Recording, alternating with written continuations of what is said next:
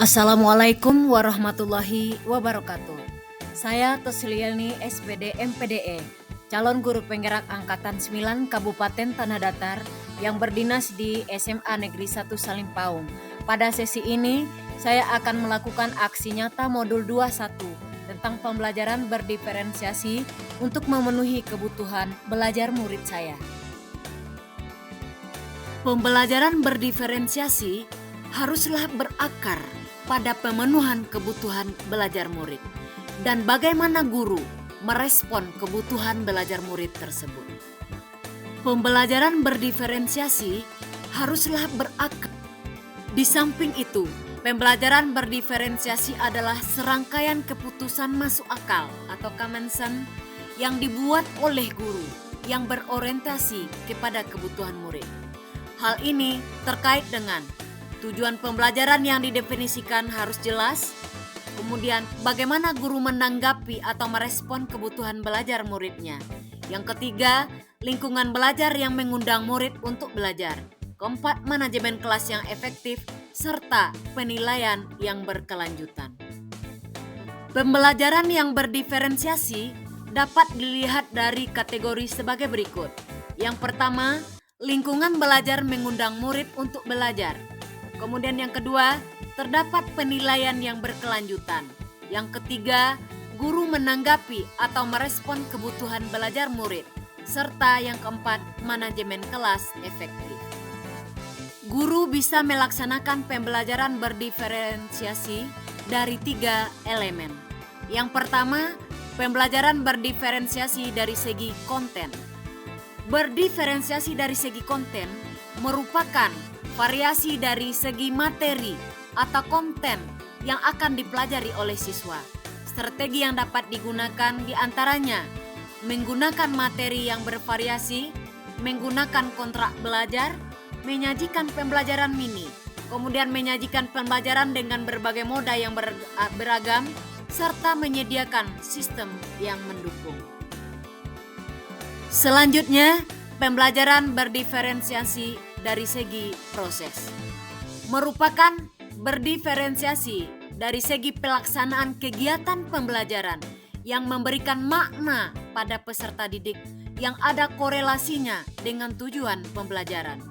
Penilaian yang dilakukan dalam bentuk kualitatif atau berupa catatan-catatan selama pembelajaran berlangsung.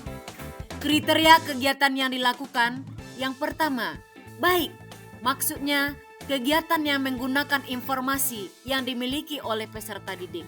Kemudian yang kedua, berbeda dalam hal tingkat kesulitan dan pencapaiannya. Terakhir, guru dapat menerapkan pembelajaran berdiferensiasi dari segi produk.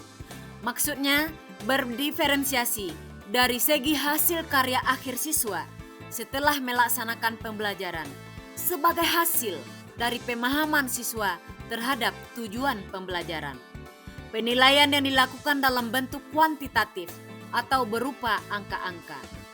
Bentuk produk yang dihasilkan bisa berupa poster, komik, gambar, puisi, video, PPT, rekaman suara, dan lain-lain, di mana guru memberikan pilihan kepada siswa mana hasil karya yang akan dibuatnya sesuai dengan minat dan bakatnya.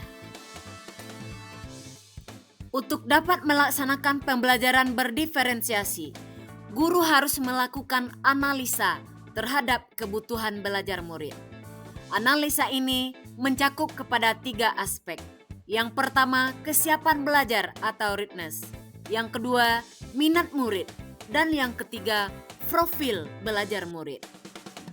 Kesiapan belajar murid menggambarkan tentang kapasitas murid untuk mempelajari materi, konsep, ataupun keterampilan baru.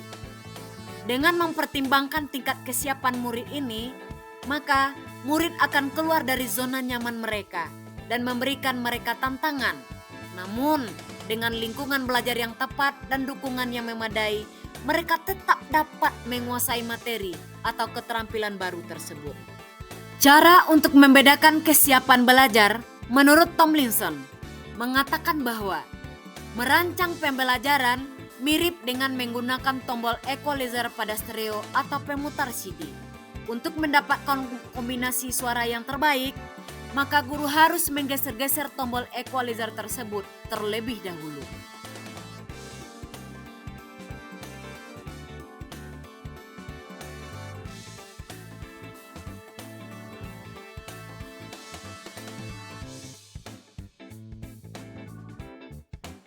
Selain memperhatikan kesiapan belajar murid, untuk menciptakan pembelajaran yang berdiferensiasi, guru juga harus memetakan minat murid. Minat murid merupakan keadaan mental yang menghasilkan respon terarah kepada suatu situasi atau objek tertentu yang menyenangkan dan memberikan kepuasan diri.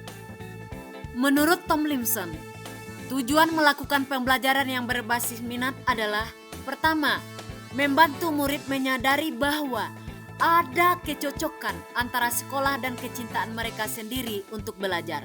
Kedua, mendemonstrasikan keterhubungan antar semua pembelajaran. Ketiga, menggunakan keterampilan atau ide yang dikenal murid sebagai jembatan untuk mempelajari ide atau keterampilan yang kurang dikenal atau baru bagi mereka, serta meningkatkan motivasi murid untuk belajar. Minat belajar murid dapat dibedakan menjadi dua. Yang pertama, minat situasional, merupakan minat dengan keadaan psikologis yang dicirikan oleh peningkatan perhatian, upaya, dan pengaruh yang dialami pada saat tertentu. Yang kedua, minat individu, merupakan minat yang dapat dilihat sebagai sebuah kecenderungan individu untuk terlibat dalam jangka waktu lama dengan objek atau topik tertentu. Guru dapat menarik minat murid dengan cara-cara sebagai berikut. Pertama, menciptakan situasi pembelajaran yang menarik perhatian murid, bisa dengan humor dan lainnya. Yang kedua, menciptakan konteks pembelajaran yang dikaitkan dengan minat individu murid. Yang ketiga, mengkomunikasikan nilai manfaat dari apa yang dipelajari oleh murid. Kemudian yang keempat, menciptakan kesempatan belajar di mana murid dapat memecahkan persoalan atau problem-based learning. Aspek berikut yang harus diperhatikan oleh guru untuk menciptakan pembelajaran berdiferensiasi adalah profil belajar murid. Profil belajar murid mengacu pada cara-cara bagaimana seorang individu paling baik untuk belajar. Tujuan dari mengidentifikasi atau memetakan kebutuhan belajar murid berdasarkan profil belajar ini adalah untuk memberikan kesempatan kepada murid untuk belajar secara natural dan efisien.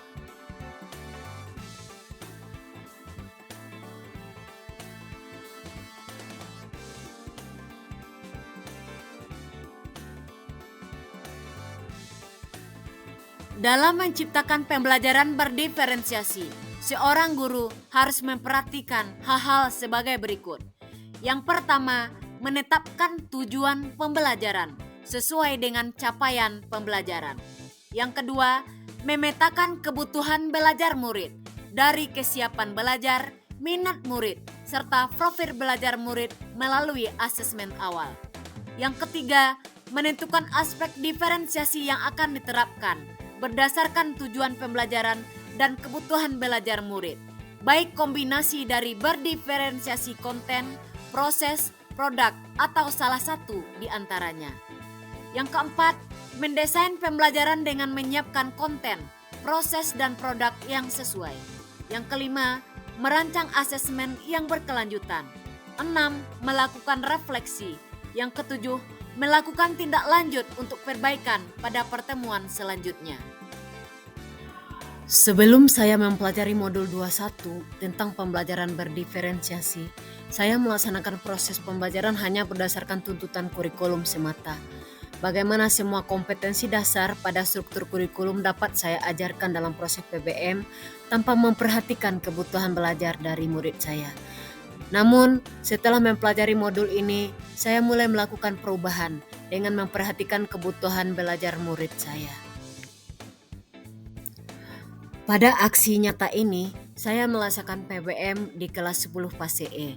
Kontennya, peserta didik memahami konsep keseimbangan pasar, serta pemodelannya dengan tabel dan kurva. Di sini saya menggunakan metode pembelajaran bermain peran. Peserta didik dibagi dalam kelompok lalu memerankan materi tentang permintaan dan penawaran sehingga terbentuk keseimbangan pasar. Saya mempersiapkan pembelajaran ini 1 minggu sebelum PBM dilaksanakan. Yang pertama, saya melakukan asesmen awal, kemudian berdasarkan asesmen awal membagi siswa menjadi 6 kelompok. Kemudian memberikan nomor lot kepada setiap kelompok.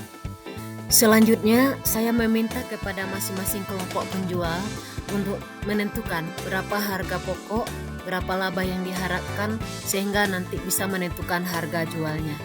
Kemudian, pada hari PBM di kelas, bentuk pembelajaran berdiferensiasi yang saya lakukan, yang pertama dari segi proses, kemudian dari segi produk. Berikut cuplikannya, check it out.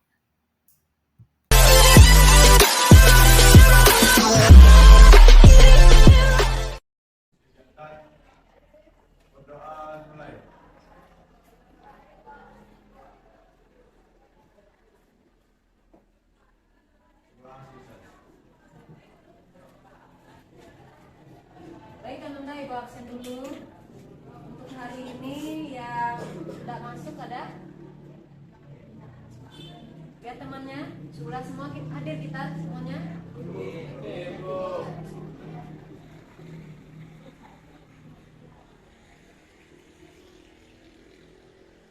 Nah, kita sekarang capaian materi kita adalah memahami permintaan, penawaran, serta terbentuknya harga keseimbangan pasar. Pertemuan minggu kemarin, ya Dit ya, kita sudah mulai masuk membahas konsep dasar tentang permintaan dan penawaran. Hari ini anak ibu diminta untuk praktek tentang permintaan dan penawaran. Istilahnya kita bermain peran, ya. Ada yang melakukan permintaan, nanti ada yang akan melakukan penawaran. Jadi dua kelompok yang di depan, kelompok 1 dan kelompok 2 adalah kelompok yang melakukan penawaran. Berarti nanti ada kelompok lain yang akan melakukan permintaan. Dari situ nanti masing-masing kelompok merumuskan kembali konsep permintaan, konsep penawaran, kemudian apa faktor-faktor yang mempengaruhi kelompok 1 dan 2 dalam melakukan penawaran. Kemudian kelompok 3, 4, 5, 6, 7, apa pula faktor yang mempengaruhi melakukan permintaan. Nah, setelah itu kita bercerita tentang proses terbentuknya keseimbangan pasar. Cukup dimengerti informasinya? Oke. Dan bagaimana aturan main kita? Kelompok 1 dan 2 melakukan penawaran. Nanti akan ada 2 kelompok yang maju ke depan untuk melakukan permintaan kepada masing-masing kelompok yang penyaji di depan. Oke? Kelompok penyaji siap? Siap. Lakukan hal yang paling menarik menurut kamu supaya teman-teman nanti yang sebagai maju ke depan dari kelompok lain mau melakukan permintaan terhadap apa yang sudah anak ibu buat. Oke, kita mulai. Untuk kesempatan pertama dipersilahkan kelompok 4 untuk melakukan permintaan dan penawaran ke depan. Silakan kelompok 4.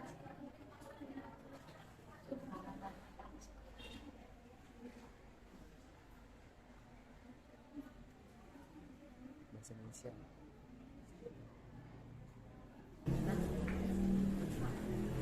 Jadi kakak mau beli apa kak? Ini berapa satu? 1.000 kak.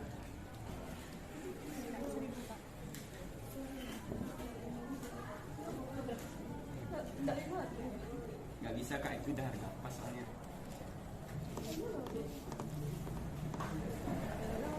Ini 2 ya. Ini kayaknya enak juga.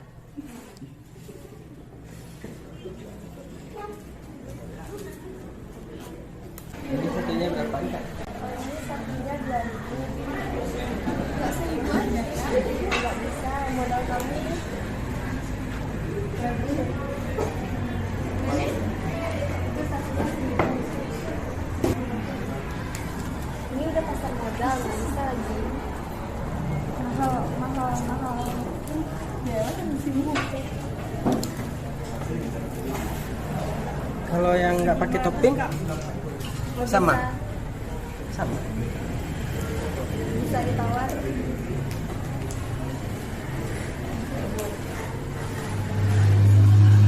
Pakai semua topping bisa sih. Jadi deh, ini satu pakai keju ya.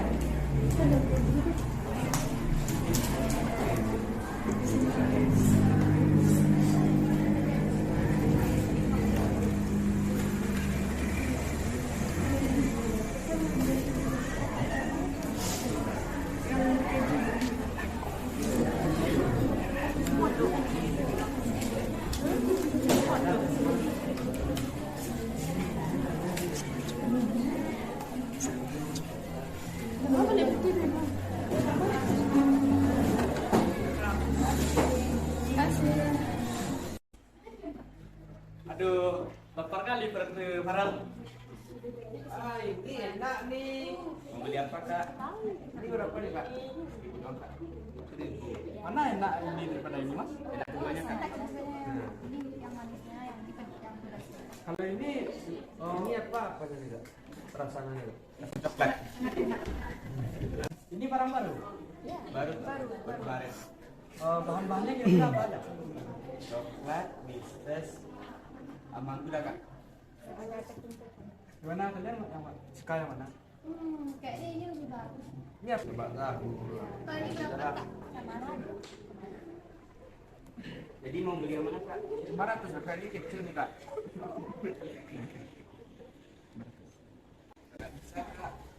Soalnya tidak pas. Begitu. Kalau kalian mau yang mana? Aku ikut Farel aja. Ini enak kok kak. Coba deh. Boleh coba. Maksudnya bagaimana?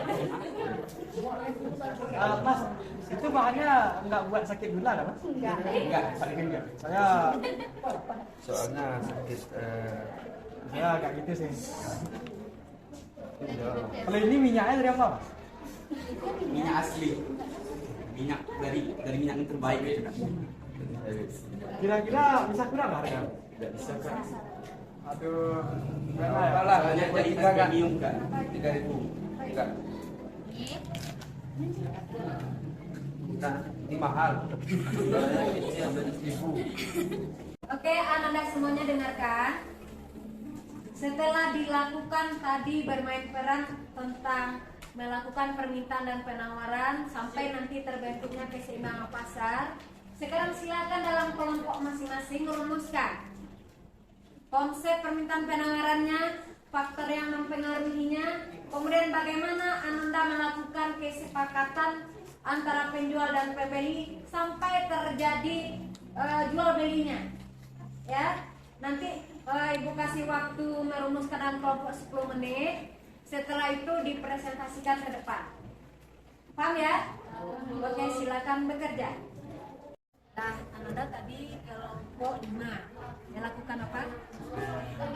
Melakukan permintaan. Nah, sekarang silakan rumuskan apa faktor yang mempengaruhi Anda melakukan permintaan tadi. Mungkin ada 1, 2, 3, 4. Kemudian ceritakan bagaimana proses terjadinya kesepakatan Ananda dengan penawaran tadi sehingga terjadi jual beli. Nah, bagaimana proses terbentuknya? Kita sekarang mau menceritakan terbentuk keseimbangan pasar.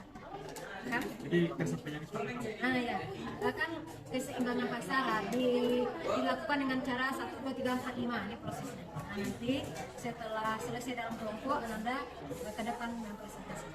Faktor-faktor yang mempengaruhi penawaran. Oh bukan, karena ibu kan melakukan permintaan. Nah cukup permintaan saja. Nanti yang melakukan penawaran kan ada kelompok yang di penyaji tadi, yang bermain peran tadi. Nah dia yang nanti yang akan menyampaikan faktor yang mempengaruhi penawaran. Oke? Oke, silakan bekerja. Nah tadi kan anak ibu melakukan penawaran. Nah, sekarang identifikasi apa yang mempengaruhi anak ibu melakukan penawaran tadi. ini sampai dijual dengan harga yang dimaksud apa yang diinginkan. Kemudian diceritakan bagaimana proses terbentuknya kesepakatan antara kamu dengan si pembeli sehingga terjadi jual beli tadi. Oke, cukup paham ya? Assalamualaikum warahmatullahi wabarakatuh. Waalaikumsalam warahmatullahi wabarakatuh. Baiklah, saya Cahal Badrulum dari kelompok 5 sebagai narasumber. Di sebelah kanan saya Anji Desyaska sebagai pemateri.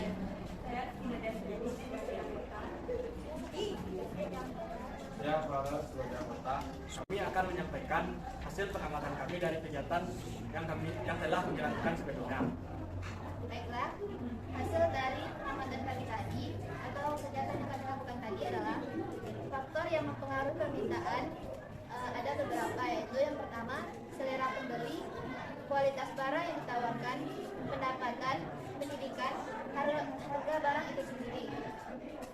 Proses terbentuknya kesepakatan karena kami lapar tadi dan kebetulan melihat kelompok penjual makanan, kami pun tertarik untuk membeli makanannya tersebut. Lalu kami mulai melakukan permintaan. Pertama kami tertarik untuk membeli brownies yang dijual oleh penjual. Kami menanyakan kualitas dari brownies tersebut dan bahan-bahan yang terkandung di dalam brownies tersebut. Dan terjadilah kesepakatan antara kami dan penjual. Sekian penjelasan dari saya. Baiklah, itu hasil diskusi kami. Apakah ada yang ingin bertanya? Kalau tidak ada, terima kasih karena telah menyimak penjelasan dari kelompok kami. Kami undur diri. Assalamualaikum warahmatullahi wabarakatuh. Waalaikumsalam warahmatullahi wabarakatuh. Saya Hadisa Tua sebagai narator. Di samping saya ada Aditya Putra Bagsya. Di sebelah kanan saya ada Diva Nabila Islami, Saskia Atia Mega, dan Zaki Bilgusti sebagai anggota.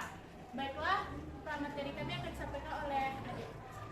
Dari proses permintaan dan penawaran yang sudah kami lakukan, ada beberapa faktor yang mempengaruhi permintaan dan penawaran. Yang pertama, barang yang sama, harga yang berbeda juga mempengaruhi permintaan. Yang kedua, kualitas barang mempengaruhi permintaan. Yang ketiga, penjual harus menawarkan barang semenarik mungkin untuk menarik pelanggan dan juga membuat kemasan semenarik mungkin. Proses terjadinya keseimbangan pasar terjadi ketika terjadinya kesepakatan antara penjual dan pembeli dengan harga yang ditentukan. Seperti contoh, ketika kelompok kami melakukan permintaan kepada kelompok 1 dan 2, kami menawar harga tetapi tidak diberikan oleh penjual. Kemudian kami dan kelompok penawar menyepakati harga dengan besar. Perkenalkan, saya Lioni.